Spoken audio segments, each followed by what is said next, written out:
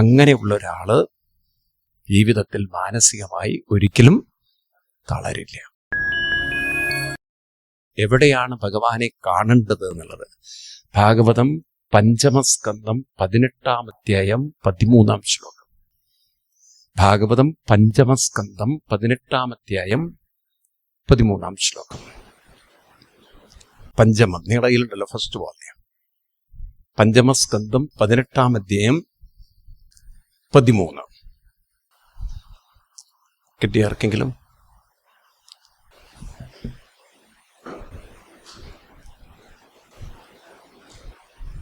കിട്ടിയോ? ആർക്കെങ്കിലും കിട്ടിയോ?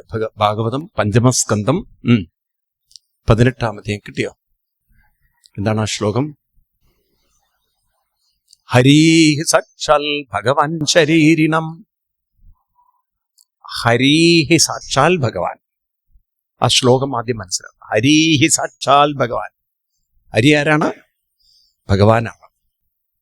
എവിടെയാണ് ആ ഭഗവാൻ? ശരീരിണാം ആത്മാ. ആരായിട്ടാണ് അവതരിപ്പിച്ചിരിക്കുന്നത്? ശരീരികളുടെ ആത്മാവാണ്. അപ്പൊ എവിടെയാ ഭഗവാൻ ഹരിയിരിക്കുന്നത്? എവിടെ ഇരിക്കുന്നത്?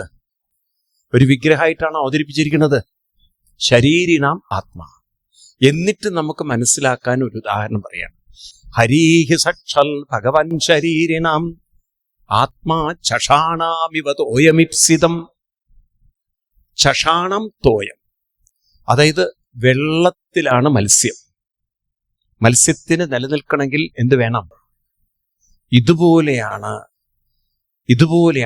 ഹരിയിലാണ് നമ്മൾ ഓരോരുത്തരും നിലനിൽക്കുന്നതെന്ന് നമ്മൾ ആരും അറിയുന്നില്ല. ഒരു അനന്തബോധത്തിലാണ് ഒരു പരിമിതമായ നമ്മുടെ ബോധം, വ്യക്തിബോധം. അനന്തബോധത്തിലാണ് വ്യക്തിബോധം. ശ്രദ്ധിക്കൂ, നിങ്ങൾ രാത്രി കിടക്കുമ്പോൾ നിങ്ങളുടെ വ്യക്തിബോധം വിട്ടു. നിങ്ങളുടെ വ്യക്തിബോധം വിട്ടു. നിങ്ങൾക്ക് പിന്നെ ഒരു പിടിയില്ല. പക്ഷെ അപ്പോഴും നിങ്ങളുടെ ഓർമ്മകൾ അവിടെ സൂക്ഷിച്ച് നിൽക്കുന്നുണ്ട്. ഉണ്ടോ? എങ്ങനെ മനസ്സിലായി? ഓർമ്മകൾ ചിലതൊക്കെ തട്ടി ഉണർത്തുമ്പോൾ നമ്മൾ സ്വപ്നം കാണുന്നു. ഉണ്ടോ? നമുക്ക് അപ്പോഴും ബോധമുണ്ട്. സ്വപ്നത്തിൽ ബോധമുണ്ടോ? സ്വപ്നം നമ്മൾ കാണുമ്പോൾ ആ കാണുന്ന കാഴ്ചയൊക്കെ നമുക്ക് അനുഭവം ഉണ്ടോ? ഇല്ല. അനുഭവം ഉണ്ടോ ഇല്ലയോ? അപ്പൊ ബോധമുണ്ട്. പലയിടത്തും പോകുന്നു, പലരെയും കാണുന്നു, പലതും അനുഭവിക്കുന്നു. ഉണ്ടോ? അവിടെയും ബോധമുണ്ട്. അപ്പൊ എന്ത് മനസ്സിലാക്കണം നമ്മള്? ഈ ചിന്തകളൊക്കെ നിൽക്കുന്നത് ബോധത്തിലാണ്, അനന്തബോധത്തിലാണ്. പക്ഷെ നമ്മൾ രാവിലെ ഉണരുമ്പോൾ ആ അനന്തബോധത്തെ എന്ത് ചെയ്തു? പരിമിത ബോധമാക്കി. അതുകൊണ്ട് രാവിലെ നമ്മൾ ബോധമനസ്സിലേക്കല്ല വരുന്ന, വാസ്തവത്തിൽ വ്യക്തിബോധത്തിലേക്കാണ്. എന്താണ്? ഒരു വ്യക്തിബോധത്തിലേക്കാണ്. ഏതുപോലെ നോക്കൂ, നിങ്ങൾ ഈ കർട്ടനൊക്കെ പൊക്കി, ഈ സൈഡ് കർട്ടനൊക്കെ പൊക്കി, ഈ സൈഡ് കർട്ടനൊക്കെ പൊക്കി വെച്ചാൽ ഇവിടെ നിങ്ങൾക്ക് വലിയൊരു സ്പേസ് കാണാം. ആണോ? രാത്രി ആയാൽ നിങ്ങളുടെ ഞാൻ, എൻ്റെ എന്നുള്ള ബോധമൊക്കെ വിട്ടു, എല്ലാം പൊക്കി. രാത്രി നിങ്ങളും ഭഗവാനും എല്ലാം ഒന്ന് തന്നെ. രാവിലെ ആകുമ്പം എല്ലാ സൈഡും ഇട്ടു. ഏത് സൈഡ്? നമുക്ക് മനസ്സിലായില്ല. ഏത് സൈഡ്?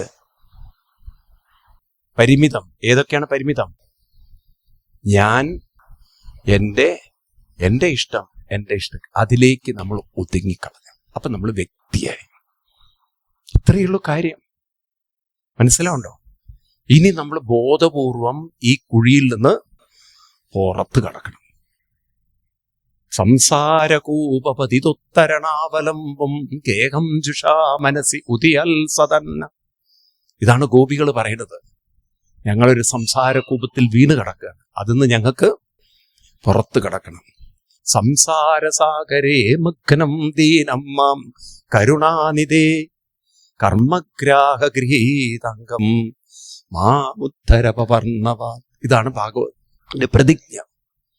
അപ്പൊ ഇതൊക്കെ ഉൾക്കൊണ്ടാൽ നിങ്ങളൊരു അമ്പലത്തിൽ പോകുമ്പോൾ വ്യക്തിയായ ദൈവത്തോട് പ്രാർത്ഥിക്കാനല്ല പോകുന്നത്, നിങ്ങളുടെ ഉള്ളിലുള്ള ദൈവീകത ചൂണ്ടിക്കാണിക്കുന്ന ഒരു ഗുരു തന്ന നിർദ്ദേശത്തെ, ഉപദേശത്തെ അനുഷ്ഠിക്കാനാണ് പോകുന്നതെന്ന ബോധം നിങ്ങളിൽ ഉണ്ടാവണം. എന്താ ഞാൻ പറഞ്ഞത്? നിങ്ങളൊരു ക്ഷേത്രത്തിൽ പോകുമ്പോൾ ഒരു വ്യക്തിയായ ദൈവത്തെ കണ്ട് തൊഴുത് പ്രാർത്ഥിക്കാനല്ല പോകുന്നത്, മറിച്ച് നിങ്ങളുടെ ഉള്ളിലുള്ള ദൈവീകത കാണിച്ചു തരുന്ന, ചൂണ്ടിക്കാണിക്കുന്ന ഒരു ഗുരുവിന്റെ നിർദ്ദേശത്തെ അനുഷ്ഠിക്കാനായി എവിടെ പോകണം? അമ്പലത്തിൽ പോകണം. മനസ്സിലാവേണ്ടത്. അങ്ങനെ നിങ്ങൾ പോയിരുന്നെങ്കിൽ ഈ ഒരു കെട്ടിന്റെ ഉള്ളിൽ നിന്ന്, ഏതാ കെട്ട്? നിങ്ങൾക്കത് വേഗം മനസ്സിലാവുന്നതുകൊണ്ടാണ് ഞാൻ ഈ ഉദാഹരണം പറയുന്നത്. ഏതാ കെട്ട്? ഞാൻ എൻ്റെ സുഖം, എൻ്റെ ഇഷ്ടം, എൻ്റെ ഇഷ്ടക്കേടുകൾ, ഈ പരിമിതിയിൽ നിന്ന് നമ്മൾ പുറത്തു കടക്കുകയായിരുന്നു. അത് കടന്നതുമില്ല, അതിൽ തന്നെ ചൊറിയും മാന്തി കിടക്കുകയാണെങ്കിൽ നമ്മൾ ആരോട് പ്രാർത്ഥിക്കുന്നു? മനസ്സിലാവേണ്ടത്. നിങ്ങൾക്ക് എത്ര ശ്ലോകങ്ങൾ നിങ്ങൾക്ക് വേണം. നിങ്ങൾക്ക് ഇത്തിരി വിഷമം വരുമോ എന്ന് വെച്ചിട്ടാണ് ഞാൻ ചിലത് പറയാത്തത്. കാരണം നിങ്ങൾ അതത്ര ഉൾക്കൊള്ളാറായിട്ടില്ല. ഭാഗവതത്തിലെ ചില ശ്ലോകങ്ങളൊക്കെ നിങ്ങളോട് പറഞ്ഞാൽ നിങ്ങൾ നാണം കെടും. അത്ര ഒരു ഹെവി ഡോസ് നിങ്ങൾക്ക് തരണം ഞാൻ ആഗ്രഹിച്ചു. ഞാൻ തരും, ഇപ്പോഴല്ല. ഇപ്പം നിങ്ങൾ മരുന്ന് കഴിക്കാൻ തുടങ്ങിയിട്ട് 2 ദിവസമായിട്ടുള്ളൂ. ഒരു 2 ദിവസം കൂടി കഴിഞ്ഞാൽ നിങ്ങൾക്ക് താങ്ങാനുള്ള കഴിവുണ്ടാവും. അപ്പൊ ചില ശ്ലോകങ്ങളുണ്ട്, കൃഷ്ണൻ തന്നെ പറയുന്ന ചില ശ്ലോകങ്ങളുണ്ട്. അത് നിങ്ങൾക്ക് മനസ്സിലാവും എന്താണ് ശരിക്കും ആരാധന. മനസ്സിലായില്ലേ? അപ്പൊ ഞാൻ ഇത്രയും പറഞ്ഞത്, സമയം ഓടുന്നു, പറഞ്ഞു വരുന്നത്, ഇവിടെ ദക്ഷയാഗത്തിൽ നമ്മൾ പഠിക്കേണ്ടത്, ഇവിടെ ശിവനും കൃഷ്ണനും രാമനും അയ്യപ്പനും എന്ന വൈവിധ്യങ്ങളൊക്കെ രൂപങ്ങളിലാണ്. രൂപങ്ങളെല്ലാം വന്ന് നിന്ന് പോകും. എല്ലാ രൂപങ്ങളും ഒരേ തത്വത്തിന്റെ വൈവിധ്യതയാണ്. മനസ്സിലായില്ല? ഒരേ തത്വത്തിന്റെ അല്ലെങ്കിൽ ഒരേ ദൈവീകതയുടെ വൈവിധ്യങ്ങളാണ്. ഇപ്പൊ നിങ്ങൾക്കത് മനസ്സിലാക്കാൻ എളുപ്പ ഉദാഹരണം ഈ കൈകളിലെ വിരലുകൾ മാത്രം മതി. അത് ഭാഗവതത്തിൽ നമ്മളിപ്പോ 4-ാം സ്കന്ധത്തിൽ 7-ാം അധ്യായത്തിൽ 50, 52, 53 ശ്ലോകങ്ങളാണ് എടുക്കുന്നത് അല്ലേ?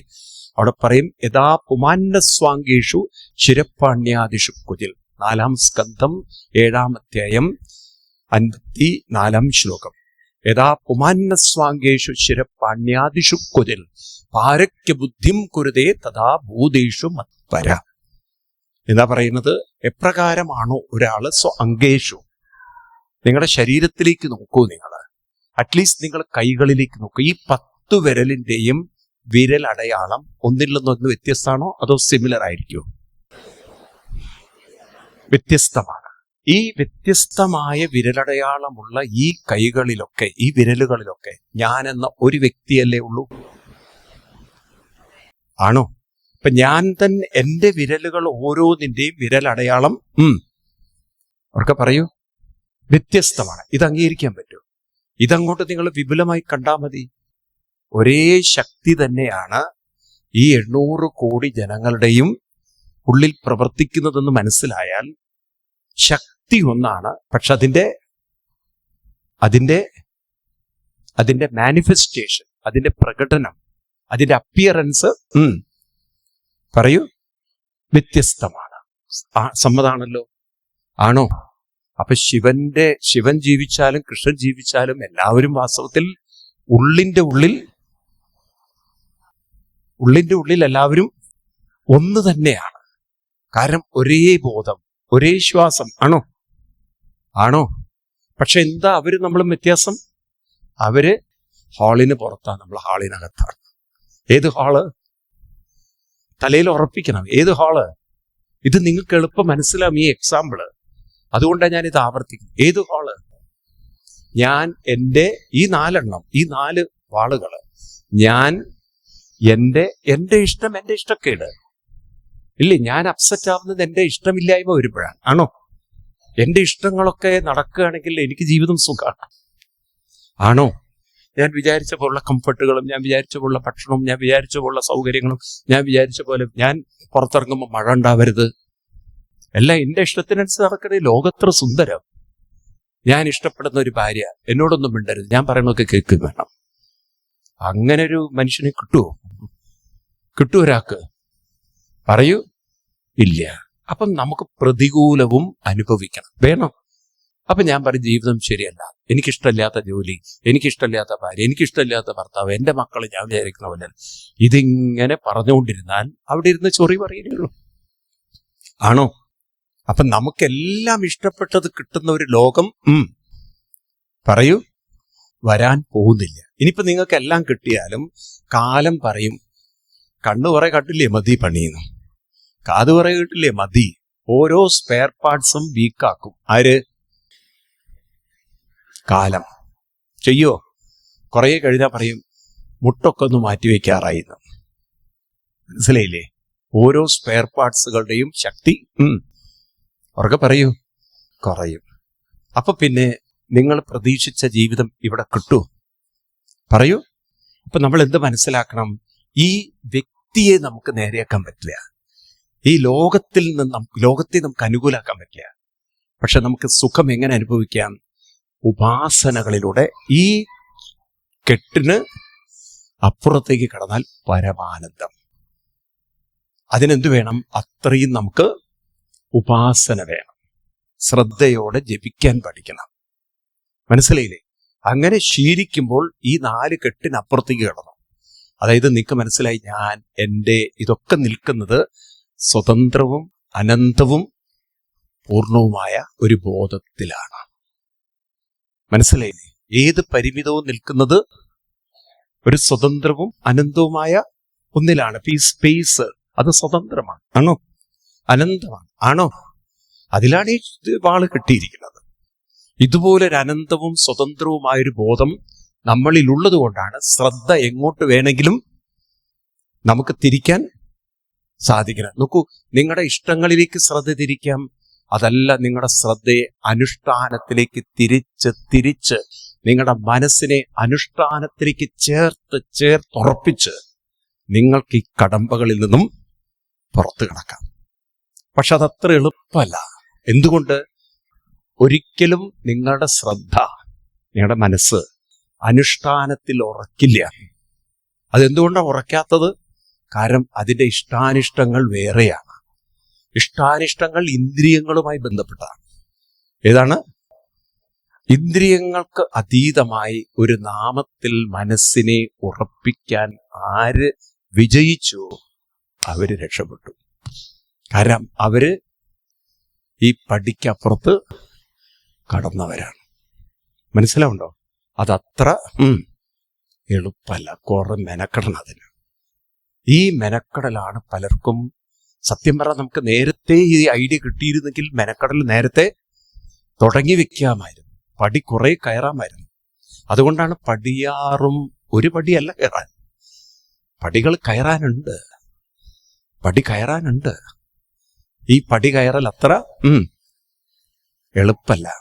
എളുപ്പമായുള്ള വഴിയെ ചിന്തിച്ചാൽ ഇടയ്ക്കിടെയാറോ പടിയുണ്ട്. ആ പടി കയറണം. ഇതാണ് ആത്മീയത. അത് അത്ര എളുപ്പമല്ല. ഭഗവാൻ ശ്രീകൃഷ്ണൻ ഗോപികമാരോടൊക്കെ പറയുന്നത്, എന്തൊരു ബുദ്ധിമുട്ട് പിടിച്ച ഒരു സാധനാനുഷ്ഠാനത്തിലൂടെയാണ് ഇവര് ഈ പടി കയറി വന്നത്. അതുകൊണ്ട് അവരോടുള്ള കടപ്പാട് എനിക്ക് തീർത്താ തീരില്ല. ഇവര് കഠിനമായ ഗേഹ ശൃംഖല, ചങ്ങല പൊട്ടിച്ചു പുറത്ത് വന്നിരിക്കുന്നവരാണ്. മനസ്സിലായില്ലേ? അതത്ര എളുപ്പമല്ല എല്ലാവർക്കും. മനസ്സിലാവണ്ട നിങ്ങൾക്ക്? അപ്പൊ ഇത്രയും കാര്യം മനസ്സിലാക്കുക. അപ്പൊ ഇവിടെ ഈ വൈവിധ്യങ്ങളൊക്കെ ഇരിക്കുന്നത് ഏക തത്വത്തിലാണ്, ഏകബോധത്തിലാണ്. ഇതിനെയാണ് നാനാത്വവും ഏകത്വവും. എന്താണ് നാനാത്വവും ഏകത്വം? അപ്പൊ നമുക്ക് ശിവൻ, അയ്യപ്പൻ എന്നൊക്കെ പറഞ്ഞ് വേറെ വേറെ ദൈവങ്ങളൊന്നുമില്ല. 30 കോടി ദൈവങ്ങളില്ല. ഇവരെല്ലാം എന്താണ്? ഒരേ സത്യത്തിന്റെ വൈവിധ്യ രൂപഭാവങ്ങളാണ്. നിങ്ങൾ വിഷ്ണു സഹസ്രനാമത്തിൽ കാണാൻ സാധിക്കും, നമോസ്ത്വനന്തായ സഹസ്രമൂർത്തയെ സഹസ്രപാദാക്ഷി ശിരോരുവാഹവേ സഹസ്രനാമ്നേ. പുരുഷായ, ഏകപുരുഷ, ഒരേ പുരുഷനിൽ തന്നെയാണ് സഹസ്ര രൂപങ്ങൾ. അതാണ് ഭഗവാന്റെ വിശ്വരൂപം എന്നുള്ള കൺസെപ്റ്റ്. ഒരേ വിഷ്ണു തന്നെയാണ്. വിഷ്ണു എന്ന് പറഞ്ഞാൽ വ്യാപ്നോതി ഇത് വിഷ്ണു. ഒരേ വിഷ്ണുവിൽ തന്നെയാണ് ഈ അനന്തത ഇരിക്കുന്നത്. ഒരേ ശിവതത്വത്തിൽ തന്നെയാണ് അനന്തത ഇരിക്കുന്നത്. അപ്പൊ ഇത് മനസ്സിലായാൽ ആരോടും ഒരു വിരോധവും വിദ്വേഷവും പകയും ആവശ്യമില്ല. അപ്പൊ നമ്മൾ ജീവിതത്തിൽ ഈ വ്യവഹാരം, പരമാർത്ഥം, ഇത് രണ്ടും മനസ്സിലാക്കണം. വ്യവഹാരം എന്ന് പറഞ്ഞാൽ ലൗകിക ജീവിതം. അവിടെ നമുക്ക് ഇഷ്ടമില്ലാത്തവർ, ഇഷ്ടമുള്ളവരൊക്കെ ഉണ്ടാവും, ചിലപ്പം ചില പ്രശ്നങ്ങളൊക്കെ ഉണ്ടാവും. പക്ഷെ അതിലൊന്നും അധികം തലവെച്ച് ജീവിക്കരുത്. ആമയുടെ ബുദ്ധി കാണിക്കണം. എന്താ ആമയുടെ ബുദ്ധി? ഗീത 2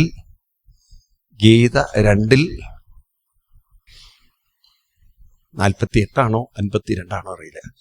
ഭഗവത്ഗീത 2 യഥാ സംഹരതേ ചായം കൂർമോങ്കാനീവ സർവശ ഇന്ദ്രിയാണിന്ദ്രിയാത്തേഭ്യ തസ്യ പ്രജ്ഞാ പ്രതിഷ്ഠിത. കിട്ടിയോ? 58 58 ഗീത 2:58. യഥാ സംഹരതേ ചായം കൂർമോങ്കാനീവ സർവശ ഇന്ദ്രിയാണിന്ദ്രിയാത്തേഭ്യ തസ്യ പ്രജ്ഞാ പ്രതിഷ്ഠിത. നിങ്ങളൊക്കെ അമ്പലങ്ങളിൽ പോകുന്നവരാണ്, ആണോ? അല്ലേ? നിങ്ങളുടെ മുഖം കണ്ടറിയാം. നിങ്ങൾ അമ്പലങ്ങളിലൊക്കെ പോകുമ്പോൾ എല്ലാ ക്ഷേത്രത്തിലും പൊതുവെ നിങ്ങൾക്ക് കാണാം വലിയ കൽവിളക്കുകളൊക്കെ ഇല്ലേ? അതിൻ്റെയൊക്കെ താഴെ ഇതെന്തിനാ ഈ ആമയെ വെച്ചത് നിങ്ങൾ എപ്പോഴും ചിന്തിച്ചിട്ടുണ്ടോ? ഇത് നിങ്ങൾ ആരും ചിന്തിച്ചിട്ടുണ്ടോ? ആരെ ചിന്തിക്കുന്നു? എല്ലാം മുമ്പേ ഗമിച്ചീരിട കഴുത തൻ്റെ പിമ്പേ ഗമിക്കും ബഹു ഗോക്കളല്ല എന്നുള്ള രീതിയിൽ അങ്ങനെ പോവന്നെ. ഒരാളെ പിന്നാലെ അതിത്ര കഴുതത്തര ഈ ഹിന്ദു എന്ന ജന്തുവിനേ ഉള്ളൂ. ഞാൻ ഇങ്ങനെ പെട്ടുപോയത്, എനിക്ക് തോന്നുന്നു 2005 കൈലാസത്തിൽ പോയി, വളരെ വർഷം മുമ്പ്. ഇന്നിപ്പോൾ കൈലാസം എന്ന് പറഞ്ഞാൽ കൊമേഴ്ഷ്യലി വളരെ ഒരു സ്പിരിച്വലിനേക്കാളും കൂടുതൽ സ്പിരിറ്റ് ബേസ്ഡ് ആയിപ്പോയി. പഴയ കൈലാസമൊക്കെ പോയി. അപ്പൊ എൻ്റെ കൂടെ ഒരു 10-40 പേരുണ്ടെന്ന്, വളരെ വർഷം മുമ്പാണ്. അപ്പൊ അന്ന് ഈ നിങ്ങൾ ആരെങ്കിലും കൈലാസിൽ പോയല്ലോ, അഷ്ടപത്ത് എന്നൊരു സ്ഥലം ഈ കൈലാസം അടുത്ത് കാണാൻ പറ്റും, അഷ്ടപത്ത്. അപ്പൊ അത് സ്റ്റീപ്പാണ്, അപകടമാണ്. പോയി കൈവിട്ടുപോയാൽ ഇവിടേക്ക് പെറുക്കി കൊണ്ടുവന്ന് ബാക്കി ക്രിയകൾ ചെയ്യാം. അത്ര അപകടമാണിത്. എന്തായാലും ഒരു ചാലഞ്ച് എടുത്ത് പോവാണ്. ഈ 40 പേരും വരാൻ തയ്യാറായി. ഇത്തിരി എക്സ്പെൻസീവ് ആണ്, കാരണം വണ്ടി അങ്ങോട്ട് അങ്ങനെ വരില്ല, എന്നാലും ഇവരൊക്കെ വിളിച്ച് കൊണ്ടുപോകണം. ഞാനിത് രാവിലെ മുതൽ ഓർഗനൈസ് ചെയ്യണം. എനിക്ക് അതിൻ്റെ ഒരു ചിന്ത, വണ്ടിക്കാർ ഇത്രയും, ഞങ്ങൾ 40 പേർക്കുള്ള വെഹിക്കിൾ വേണം, ഒരു ബൈക്കിൽ 4 പേരെ ഇരിക്കണു, അപ്പം എത്ര വെഹിക്കിൾ വേണം? 10 വേണം, അതൊക്കെ അറേഞ്ച് ചെയ്യണം, ഒക്കെ എൻ്റെയൊക്കെ തിരക്കാണ്. അവിടെ എത്തിയിട്ട് എനിക്ക് ഭയങ്കര ബാത്റൂം ശങ്ക. ബാത്റൂം പോയേ പറ്റുള്ളൂ, കാരണം രാവിലെ മുതൽ ഇതിൻ്റെ ഓട്ടത്തിലൊക്കെ മറന്നുപോയി. ഞാൻ ഇവരെയൊക്കെ പിടിച്ചിരുത്തി അവരോട് പറഞ്ഞു, നിങ്ങൾ ഓം നമഃ ശിവായൊക്കെ ചെല്ലും, ഞാനിപ്പോൾ വരാമെന്ന്. ഞാൻ എന്തിനാ പോണെന്ന് പറഞ്ഞില്ല, എനിക്ക് എൻ്റെ ശങ്ക തീർക്കണം. ഞാൻ അവിടെ നിന്ന് ഒരു കുറച്ച് ദൂരെ ഇറങ്ങി വന്ന ഒരു വലിയ പാറയുണ്ട്, അവിടെ ബാത്റൂം ഒന്നുമില്ല. അവിടെ കാര്യം സാധിക്കാന്നൊക്കെ വിചാരിച്ച് ഞാൻ അവിടേക്ക് തിരിഞ്ഞപ്പോൾ എൻ്റെ പുറകിലൊരു ശബ്ദം. നോക്കുമ്പോൾ ഈ 40 പേരും. എൻ്റെ ദൈവമേ, ഞാൻ നെഞ്ചത്ത്, എനിക്ക് പോയേ പറ്റുള്ളൂ. ഞാൻ അനുഭവം പറയാണ്, എൻ്റെ കണ്ണിൽ തീ പാറി. ഞാൻ ചോദിച്ചു, എന്തിനാ നിങ്ങൾ എൻ്റെ പിന്നാലെ വന്ന്? അപ്പൊ അവര് പറയുന്നു, സ്വാമി ഇത് പ്രദക്ഷിണം വെക്കാന്ന് വെച്ചിട്ടാ ഞങ്ങൾ മൂത്രൊഴിക്കാൻ വേണ്ടി വന്ന മനുഷ്യനെ. ഞാൻ പറഞ്ഞു, ഇങ്ങനെ ചതി ചെയ്യരുത് നിങ്ങൾ എന്നോട്, പോവിടുന്ന എല്ലാം കൂടെ. അത്ര ഭ്രാന്ത് കയറി എനിക്ക്. ഇതാണ് ഹിന്ദു എന്ന് പറഞ്ഞ ജന്തു. എന്നാ എന്തിനാണ് ആ മനുഷ്യൻ അവിടെ പോയത് എന്നുള്ളത് എൻ്റെ ഓട്ടം കണ്ടാൽ തന്നെ അറിയും. മനസ്സിലായില്ലേ? അറ്റ്ലീസ്റ്റ് അതാണ് നമ്മുടെ ഹിന്ദുക്കള്. ഞാൻ നിങ്ങളെ ചിരിപ്പിക്കല്ല. അതായത് ആരെങ്കിലും എന്തെങ്കിലും ചെയ്യണത് കണ്ടാൽ അപ്പം അന്ത് തന്നെ. മനസ്സിലായില്ലേ? നിങ്ങൾ നോക്കുക, എവിടെയെങ്കിലും ഒരു കർപ്പൂരം കത്തിച്ച് വെച്ചാൽ മതി, അത് എന്തിനാ കത്തിച്ചെന്ന് അറിയില്ല, അത് തന്നെ. ഞാൻ നിങ്ങളോട് തമാശ പറയും, ഇതാണ് ഹിന്ദുക്കള്. ഈ ഗുജറാത്തികളുടെ ഇടയിൽ അവരുടെ കല്യാണം ഉണ്ടല്ലോ, നമ്മളെ ഹിന്ദുവിന്റെ വിവരക്കേട് പറയാണ്. ഒരു മലയാളിയും ഒരു ഗുജറാത്തിയുടെയും കല്യാണം ബോംബെയിലാണ്. അപ്പൊ മലയാളി പയ്യൻ ഗുജറാത്തി പെണ്ണാണ്. ഈ ഗുജറാത്തികൾക്കൊരു പ്രത്യേകത, അവർ ഈ പെൺകുട്ടിയെ അകത്തേക്ക് വീട്ടിലേക്ക് വരുമ്പം മഞ്ഞൾ വെള്ളം കൊണ്ട് കാല് കഴുകും. മഞ്ഞൾ വെള്ളം കൊണ്ട് കാല് കഴുകും. അപ്പൊ ആ കാല് കഴുകിക്കഴിഞ്ഞാൽ ആ വീട്ടുകാർ ആ വെള്ളം എടുത്ത് തലയിൽ, കാരണം ലക്ഷ്മിയാണ് വരുന്നത് എന്നുള്ളത്. നമ്മുടെ കുറച്ച് മലയാളികൾ ഇത് വാങ്ങിച്ച് എന്ത് കിട്ടിയാലും കുടിക്കൽ തന്നെ. ഇതാ പെണ്ണിന്റെ കാല് കഴുകിയ വെള്ളം. അവര് പറയുന്നുണ്ടേ പീനക്കയിലെ നീ അത് കുടിക്കാനുള്ളതല്ല അതൊക്കെ പറയും. എന്നാൽ ഈ ജന്തുവിന് ബോധം വേണ്ടേ? അതാണ് ഹിന്ദു. ഒരാൾ ഇങ്ങനെ കാണിച്ചാൽ ബാക്കി, ഞാൻ ഇപ്പൊ നിങ്ങളുടെ മുന്നിൽ ഇങ്ങനെ കാണിച്ചാൽ ബാക്കി നിങ്ങൾ എന്താ ചെയ്യുക? അതന്നെ. എന്തിനാ ഏതിനാ ഒന്നും നോട്ടല്ല. കാള പെറ്റു, കയറെടുത്തു, പെറ്റു എന്ന് കേട്ടാ മതി. പിന്നെ കാള, അത് പിന്നെ അതാണ് നമ്മള്. അപ്പൊ അതുകൊണ്ട് ഈ കാര്യങ്ങളൊക്കെ മനസ്സിലുറക്കുക. എന്തിനാണ് നമ്മൾ ഓരോന്നും നമ്മുടെ പൂർവികർ വെച്ചപ്പം ഒരു ആമയുടെ രൂപം വിളക്കിന്റെ താഴെ വെക്കേണ്ട ഒരു കാര്യമൊന്നുമില്ല, അല്ലാതെ വിളക്ക് നിൽക്കില്ല. അപ്പം ആമയെ വെച്ചതിന്റെ പിന്നിൽ ഒരു കാരണം ഉണ്ടാവും. എന്താ കാരണം? ഇതാണത്, കൂർമ്മ അങ്കാനി ഇവ. എന്താ കൂർമ്മ അങ്കാനി? ആമയ്ക്ക് അതിൻ്റെ ഇന്ദ്രിയങ്ങളൊക്കെ ഉള്ളിൽ. അപ്പൊ ഒരു ക്ഷേത്രത്തിൽ പോകുമ്പോൾ എങ്ങോട്ട് നോക്കണം? ഉള്ളിലേക്ക് നോക്കൂ. ഈ വെളിച്ചം നിങ്ങളുടെ ഉള്ളിലാണ്, ഈ വെളിച്ചം ഉള്ളിലാണ് എന്ന് ഓർമ്മിപ്പിക്കാനാണത്. മനസ്സിലാവുണ്ട് നിങ്ങൾക്ക്? പക്ഷെ ഇതൊന്നും നമ്മൾ ആരും വേണ്ട പോലെ മനസ്സിലാക്കിയില്ല. ഒരു ക്ഷേത്രം നട തുറക്കുമ്പോൾ അവിടുത്തെ തിരുമേനി ആദ്യം ചെയ്യുന്നത് നിർമാല്യങ്ങളൊക്കെ എടുത്ത് മാറ്റി, അല്ലേ? അതാണ്. ആ നിർമാല്യം എടുത്ത് മാറ്റുമ്പോൾ ഒരു തിരുമേനിയുടെ, പൂജാരിയുടെ ഉള്ളിലുണ്ടാവേണ്ട ഭാവത്തെക്കുറിച്ചൊക്കെ പൂർവികർ എഴുതി വെച്ചിരിക്കുകയാണ് നമ്മുടെ ഋഷിവര്യന്മാര്. കേട്ടിട്ടുണ്ടോ നിങ്ങൾ? അതായത് ദേഹോ ദേവാലയ പ്രോക്തോ ജീവോ ദേവസനാതന ത്യജേത് അജ്ഞാന നിർമാല്യം സോഹം ഭാവേന പൂജയേ എന്നാണ് ശ്ലോകം. ഇത് വേദമന്ത്രാണ്. എന്താ പറയുന്നത്? ഞാൻ എന്ത് ചെയ്യണം? ഈ ദേഹം തന്നെയാണ് ദേവാലയം എന്ന് മനസ്സിലാക്കണം. കൃഷ്ണൻ ഗീതയിൽ പറയുന്നുണ്ടോ അത്? ഇതം ശരീരം കൗന്ദേയ ക്ഷേത്രം. ക്ഷേത്രം എന്ന് പറയുന്നത് ഏതാണ്?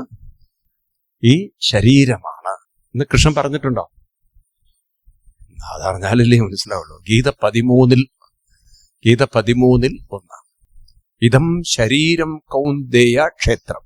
ഇപ്പൊ ക്ഷേത്രം എന്ന് പറയുന്നത് കൃഷ്ണൻ ഏതിനെയാണ്? ശരീരത്തെയാണ്. ഇതുപോലെ ദേഹം ദേവാലയം, ജീവനാണ് സനാതന ഭഗവാൻ. ത്യജേത് അജ്ഞാന നിർമാല്യം. ഞാൻ ഏത് നിർമാല്യം എടുത്ത് കളയേണ്ടത്? അജ്ഞാനമാകുന്ന നിർമാല്യം കളഞ്ഞ് അഹം സഹ, ഞാനും ഭഗവാൻ ഒന്നെന്നെയാണ് എന്ന ബോധത്തിൽ എവിടെ ജപിക്കണം? ഞാനും ഭഗവാനും ഒന്നാന്ന് പറഞ്ഞാൽ ഒന്നാവൂ? ഞാനും ഭഗവാനും തമ്മിലുള്ള വ്യത്യാസം എന്താണ്? അത് മനസ്സിലാവണം നിങ്ങൾക്ക്. എന്താ ഞാനും ഭഗവാനും തമ്മിലുള്ള വ്യത്യാസം? ഞാനെന്ന് പറയുന്നത് പരിമിതമാണ്. ഏതൊക്കെ? ഞാൻ, എൻ്റെ ഇഷ്ടം, എൻ്റെ ഇഷ്ടക്കേട്. ഇതിനെ പറയാൻ നിങ്ങൾ ഓർത്തു വെച്ചാൽ മതി. അഹന്ത, മമത, രാഗ, ദ്വേഷം. ഇതാണ് അതിൻ്റെ വാക്കുകൾ.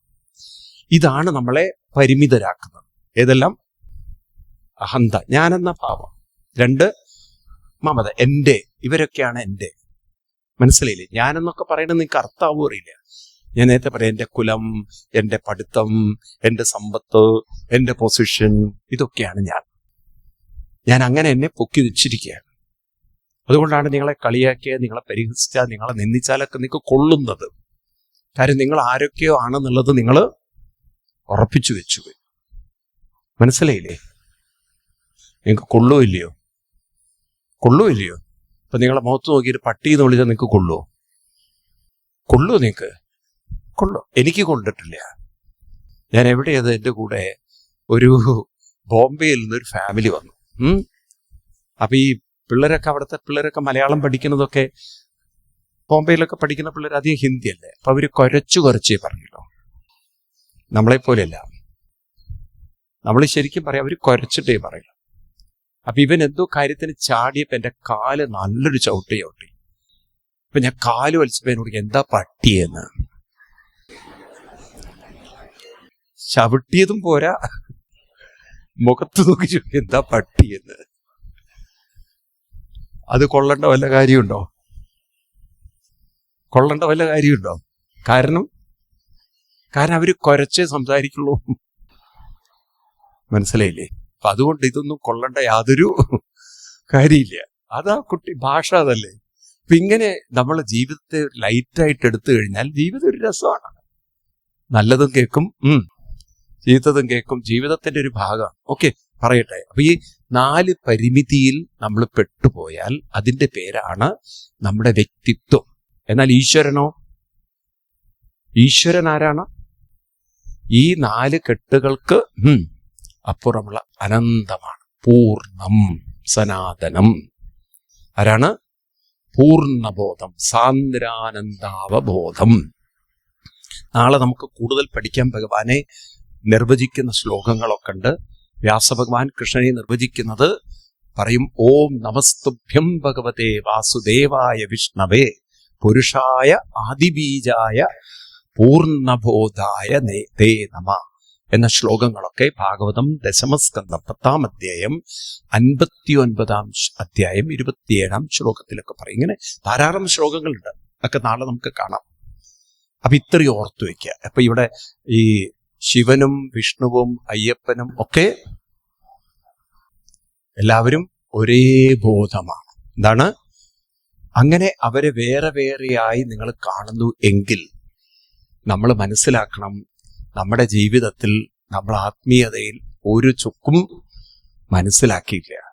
അപ്പൊ ശിവനും അയ്യപ്പനും നിങ്ങളും എല്ലാം പറയൂ, ഒന്നായ നിന്നയിക രണ്ടെന്നു കണ്ടളവിൽ ഉണ്ടായൊരിണ്ടപദമിണ്ടാവതല്ല മമ പണ്ടേ കണക്ക വരുവാൻ.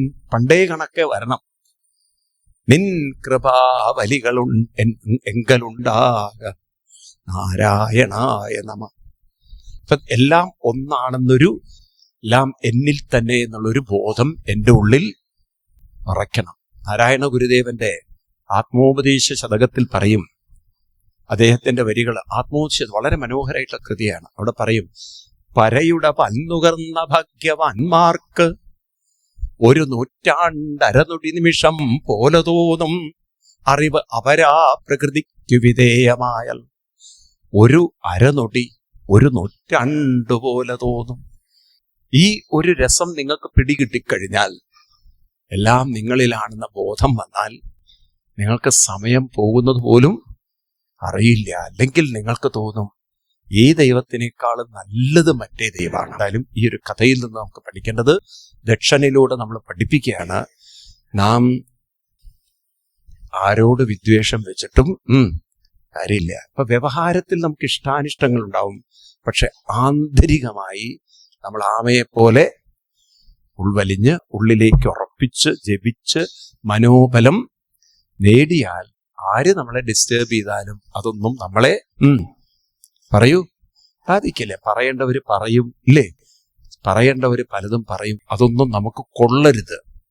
അസുഖങ്ങൾ വരും, പ്രശ്നങ്ങൾ വരും. അതിലൊന്നും ശ്രദ്ധ പോവരുത്. ശ്രദ്ധയെ അതിൽ നിന്ന് വലിച്ച് ഏതിൽ വെക്കണം? അനുഷ്ഠാനത്തിൽ തന്നെ ഉറപ്പിച്ചാൽ. മനസ്സിലാവുണ്ടോ? ആനകളിൽ നിന്ന് നിങ്ങൾ പഠിക്കണം. ഇവിടെ ആനകളെ കൊണ്ടുവരാറില്ലേ?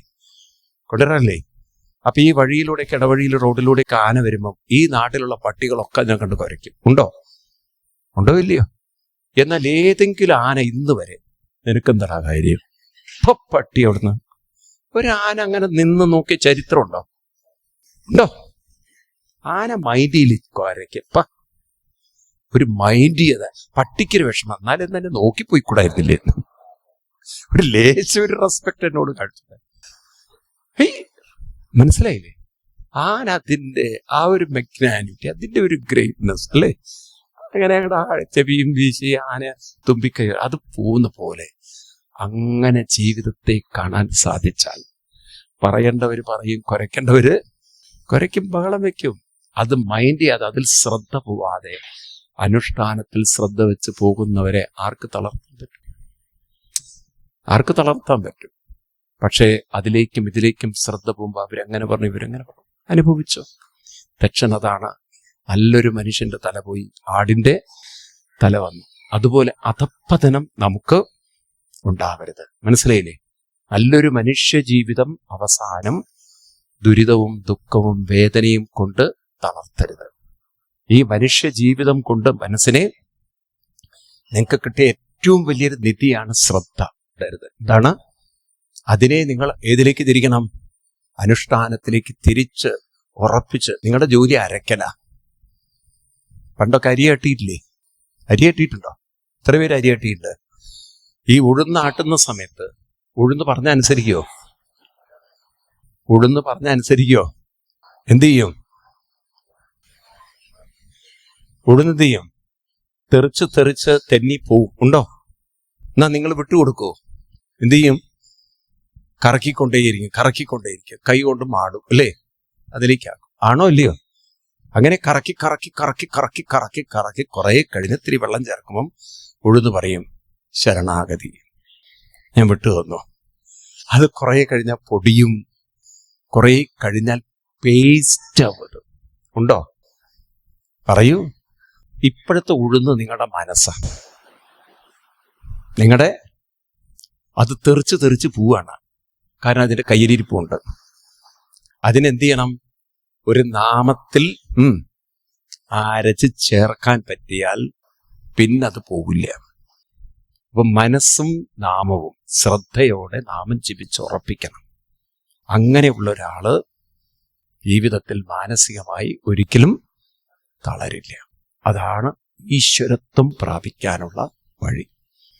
ഭാഗവതം 11 സ്കന്ധം 14 അധ്യായം 27 ശ്ലോകം. സെക്കൻഡ് വോള്യം, 2ാമത്തെ വോള്യം. ഭഗവാൻ ഉദ്ധവർക്ക് കൊടുക്കുന്ന ഉപദേശമാണ്. മാം അനുസ്മരത ചിത്തം മയി ഏവ പ്രവിലീയതേ വിഷയാൻ ധ്യായത ചിത്തം വിഷയേഷു വിഷജ്യതേ മാം അനുസ്മരത ചിത്തം. മാം, എന്നെ അനുസ്മരിക്കുന്ന ചിത്തം, മനസ്സ്, മയി ഏവ ലീയതേ, ആ മനസ്സ് എന്നിൽ തന്നെ ലീയതേ.